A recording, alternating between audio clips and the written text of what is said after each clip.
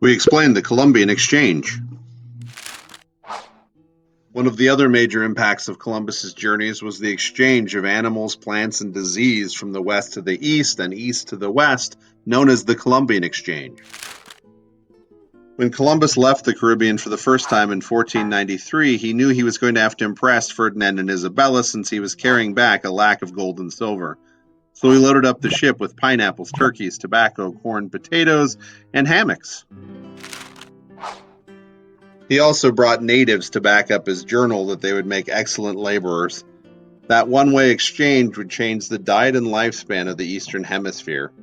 Up until then, wheat had been the staple grain and crop of the Eastern world since Neolithic civilization was first formed in the idea of bread. Wheat had been unstable and often subject to famine. Its management and growth had led to the rise and fall of Eastern civilizations forever. The development of writing came based on calculating its inventory. Religions were born around those who could interpret the seasons of planting and harvest. Laws and governments were created to protect the city-states that kept it, and wars were fought to gain the territory to grow it.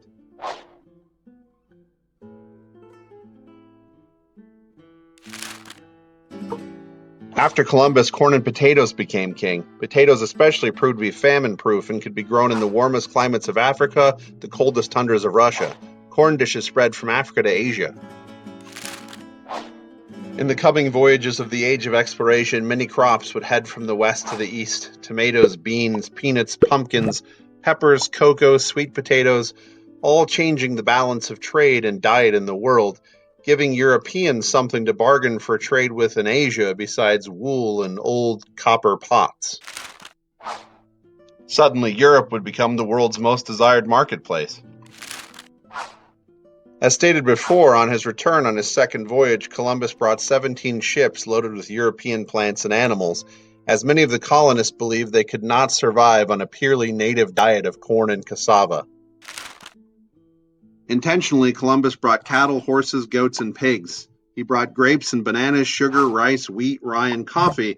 Unintentionally, they brought dandelions and bluegrass. The exchange became one of the key factors in an intense population growth around the world.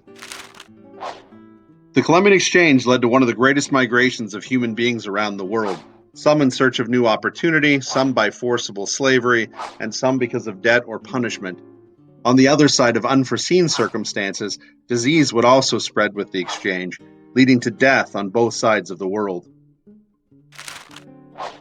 Natives had not lived in close proximity to domesticated animals before, which is where most Eastern Hemisphere diseases originate and the immunities that develop after the sickness. Smallpox, measles, and typhus quickly spread through the native populations. On the other side of the coin, the European sexual behavior with native women, much of it through rape, infected them with a Western Hemisphere disease known as syphilis. It was then brought back to Europe with its diverse crews and diffused as they returned to their different homes or visited various port cities or even participated in wars where rape was allowed by officers for victory. It's an understatement to say the Columbian Exchange changed the world.